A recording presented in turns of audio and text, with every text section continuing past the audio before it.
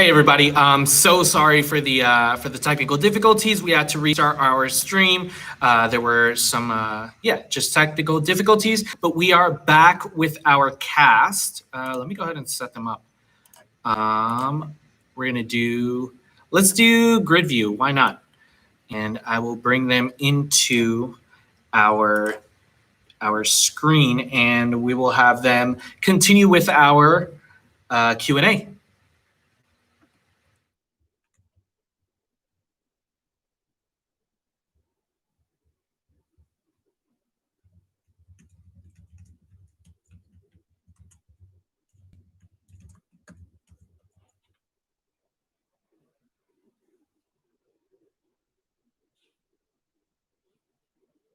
You guys want to hear a dad joke?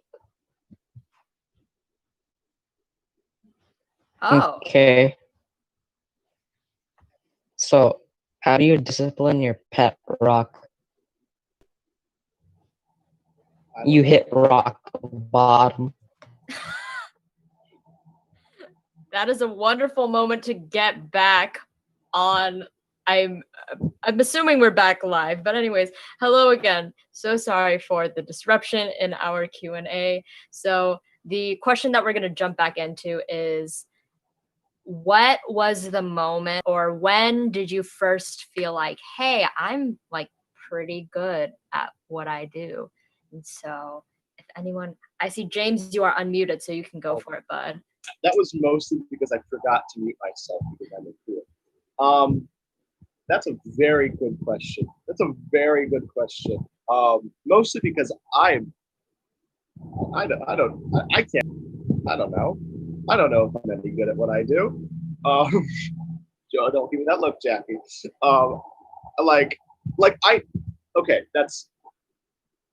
I know that's not true. I know I'm pretty good at what I do. I wouldn't have done the things that I have if I couldn't. But sometimes your brain gets you, and that's not your fault. This just happens. I think the first time that I was like, oh wait, this is a thing that I can do. It's not exactly what you're asking, but this feels right. The first show that I did when I got into high school was Sweeney Todd, which is horrifying when you're 14 years old. I was they brought me. I did the first lines of the song right at the front of the stage. I was the only person on stage. It was horrifying, and I got through the entire thing. At one point, I had to run on stage, and I was in the middle of a quick change, and I couldn't make it, and pants were falling down. And I came on about 30 seconds later than I should have. And at the end of the show, when the curtain came down, I turned to everyone in my cast and I said, hey, that was really fun. I can't wait to do that again. Kind of talking about the next night, kind of talking about the next show I'll inevitably do. And a girl turns to me and says, what are you talking about? Didn't you just mess up a bunch on stage, publicly making a fool of yourself? And I said, well, yeah, but I do that all the time. So why would I let that stop me? So I kind of just I feel like every show that I've done since oh my God, in the last 9 years has been me going, yeah, I'm going to publicly make a fool of myself. And it might not be very good, but it's going to be fun. And I'm going to enjoy doing it. And hopefully other people will enjoy it too. And that's really all that I ask for. That's all I got. I relate to that sentiment so hardcore. I don't know. I've always loved making a fool of myself in public. So I'm like, might as well get paid to do it. Why am I doing this for free? But yeah, Sabrina, I see you are unmuted. So go for it, girl. Yeah, sure. I guess the moment I had a few moments for different parts of my acting career. The first moment that I realized, oh, maybe I'm kind of decent, was in high school not after my first production, but my second production where I was Sarah Brown in Guys and Dolls. And then I was like, oh yeah, I'm kind of good at this, because people were like, you were so great. And I was like, cool, thanks. And then I was Cosette in Les Mis, and they were like, you were really good. And I was like, oh, thanks. And then it came to like college when I was applying for colleges, and I thought to myself, I was like, oh no, I'm really bad at everything. Like, what am I going to do when I go to college? Right.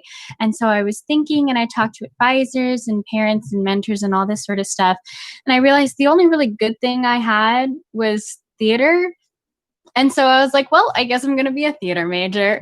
And that's how I got to where I am now, was all because I was like, well, I suck at everything else, which is not true. But at that time, it was kind of true. This was the only thing I had for me. So that's my story. Apply to theater college, kids. Good for you. Opens many doors. I love that.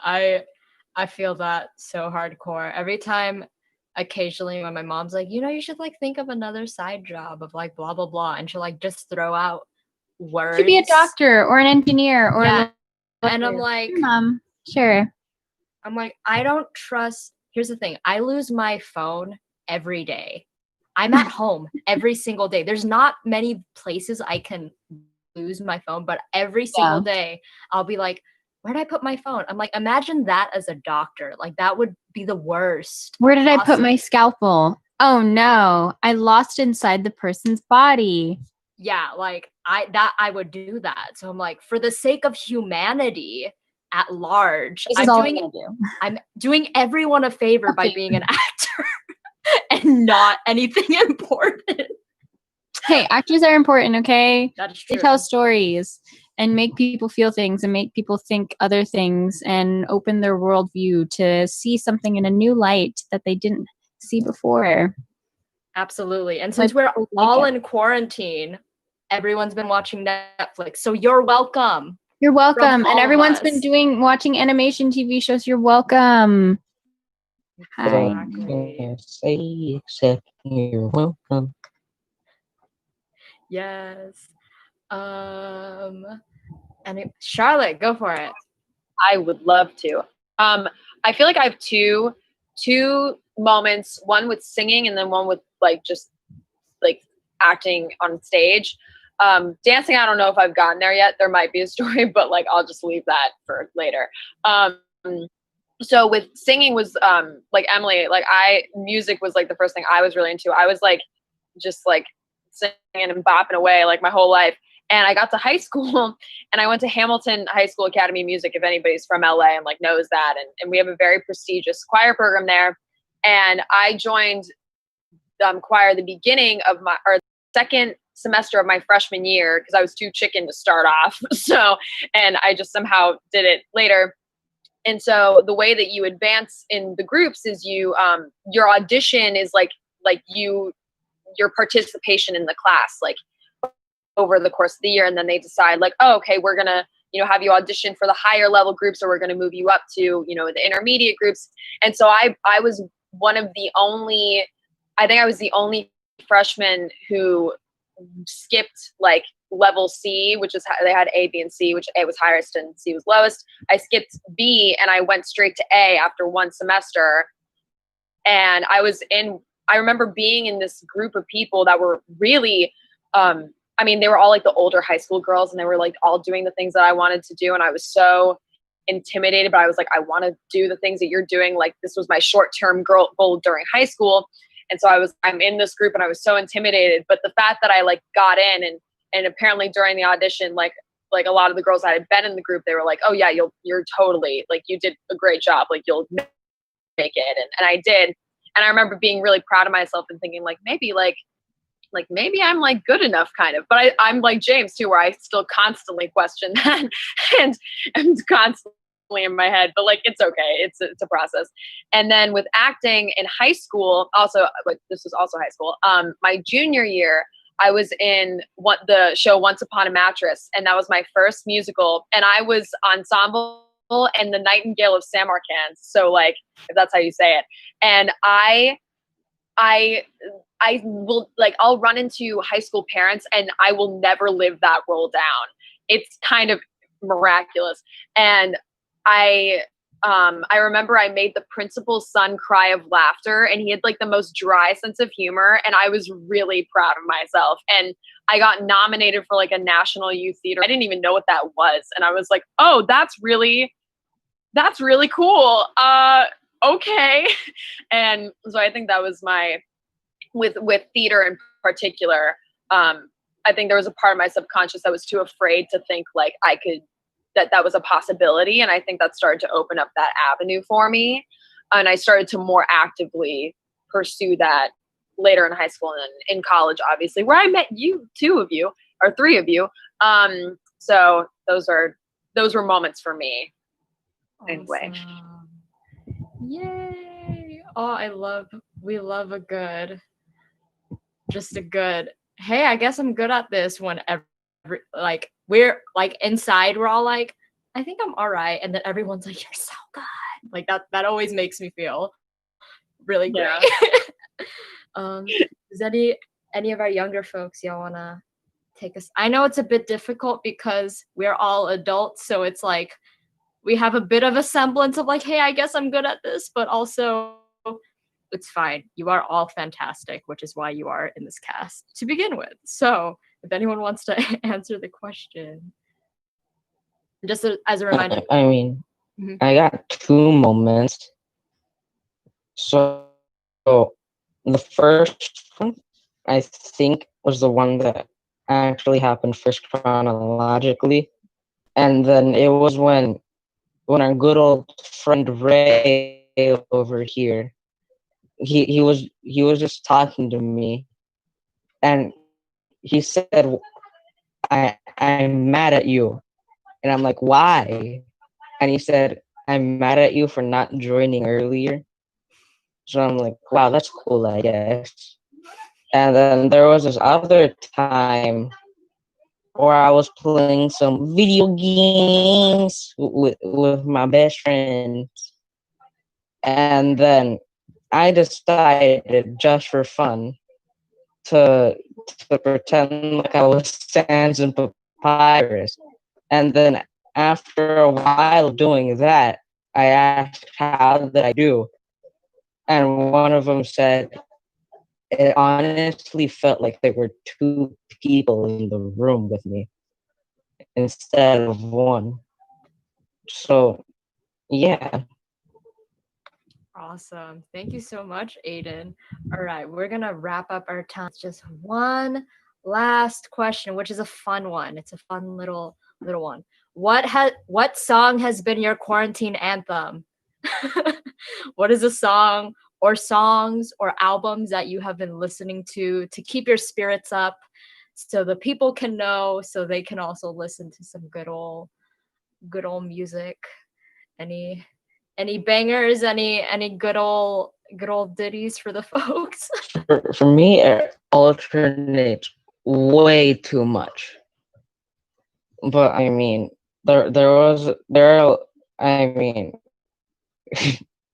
there's too many songs to count, but I'll just name off a couple. I cannot stop listening to the Undertale soundtrack. And then I haven't watched The Greatest Showman, but one of their songs, it's called The Other Side. I don't know why. I really like it. And those are really the notable ones. Nice. Yes, we love a good Greatest Showman show tune. James, I see you are unmuted. As soon as you asked this question, I had to pull up Spotify. I'm like, what am I listening to? I have no idea. It just goes in one ear and out the other. And there's the things that I normally listen to just more in quarantine. Like we've got your My Chemical Romance. You've got your Tapestry by Carole King is just constantly on all of the time. A lot of it about a month ago. I don't know what that was going on. But in terms of artists that I wasn't familiar with before happened, Left at London is a Seattle-based artist. She's really fantastic. I love her work. Anytime I'm upset and I'm in the car, I just start driving and I blast her songs, Revolution Lover and I Don't Trust You, as loud as I possibly can.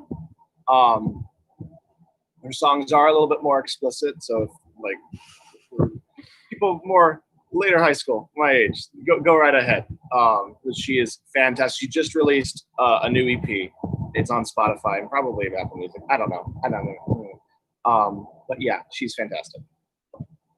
Awesome. Charlotte? So I might get some haters for this, but I'm a huge country music fan. And there was a girl on who I guess she was on The Voice, which I didn't find her this way, but Ashland Craft. And she has a very, if anybody knows who like Miranda Lambert is, she has a very like rock sort of style country sort of sound. It's very raw, and that's like the kind of stuff that I more gravitate towards in that genre. And her song "Your Place or Mine" is, I think, my favorite of hers. I listened to it on repeat for like a really long time. But she has a few other like, she's come out with a bunch of singles rather than an album, and most of them I think most all of them I have like in my iTunes, because I still use iTunes because I am a dinosaur. Not really, but it's okay. And then some more like mainstream stuff. I wasn't into this album as much before as I am now, which happens with this artist a lot. But like Taylor Swift's Lover album from last year, I love the song "I Think He Knows" is like my favorite, like bop sort of like, I'm just like skipping around my room or like walking to work or like whatever. And then the song "Cardigan," which was, you know, the main one from Folklore, yes, chef's kiss. And yes. And that the vibe of that is so very reflective, and I like her song "The One" from that album too. So I think those are some like hardcore like quarantine things for me. Awesome. I gotta say, I've heard a lot of good things about Taylor's album, and I'm not a huge T Swift fan, but I will be willing to give it a chance, is all I'm gonna say. Sabrina, I saw you unmute yourself, so if you wanna share. I mean, I don't know how everyone else feels, but I've just been singing musicals all day long, and like Barbie movie Yes, songs all day long. Oh my god, yes. Like people hate on Barbie movies, but hot diggity dog, before whatever happened in 2016, after like the Barbie Diaries, that's when it kind of, but like everything up to like Fairytopia, like Return to Fairytopia was like amazing. Those songs were, everything was so great. And so that's all I sing with my roommate. We also like to sing the theme song from She-Ra and the Princesses of Power, because it's the most amazing TV show that you ever seen. It's like really on par, like I will say, like on par with Avatar and Justice League Unlimited. Highly recommend She-Ra and the Princesses of Power. I have no words. And then I guess like another like fun, other than like the Jonas Brothers like throwback songs and like their newest Happiness Begins album, I've also been really liking, it's kind of like more like EDM-y, bumpy music or whatever, but it's fun to just like jam out and dance to. I like the album Neon From Now On from Party Pupils. Like Party Pupils, like like someone who studies a pupil. And I really like their song "Love Me for the Weekend" that features Ash, who was the singer for "To All the Boys I Loved" Part 2, in the like sad montage song where she's like, "I'm so sad because Peter's not my boyfriend anymore." Like that one. She has a beautiful voice, and it's just like a fun album. So highly recommend. Yes, similarly to my music taste, just in general, ricochets like all over the freaking world. So like, I think at the beginning, I'm a huge fan of Bruno Major. So his entire vibe is like, he's a sad boy, but he's super reflective upon like whatever thing he went through. And he's like really reflecting. He's in his feelings. He's like thinking about those emotions and processing them in like a really beautiful way. And he's like an indie acoustic person. It's gorgeous.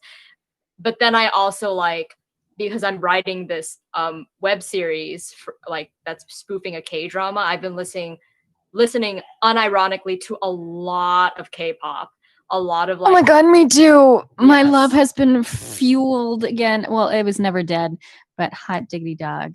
Yeah. Also, like unironically, been listening to BTS's Dynamite like on repeat. It's just such a fun song. I really enjoy it. But also like they're older. I think their music from like 2016, like Fire, Yes. Mic Drop, Idol. Yes. That was like peak music.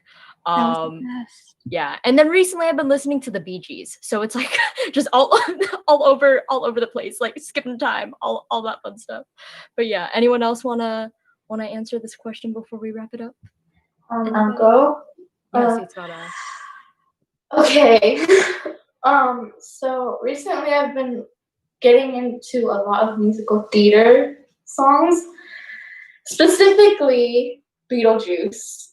I cannot step away from that. Ooh. It's not healthy how much I try and hit those notes. I'm ruining my voice by doing it. So Girl, we can practice. yes. Awesome. All right. Well, this is gonna conclude the Q&A portion of today. Thank you all so much for joining us. If you like what you saw, we will also include a link to our GoFundMe in the description of the YouTube video, so you can check us out. You can donate, do whatever. You can do one-time donations, all that fun stuff. We have a lot of stuff that we would like to do more in the future, and we can't do it without your help. So thank you so much for joining us today with all the technical difficulties, but we had a blast. I hope you had a blast. And bye, y'all. Thank you so much for joining.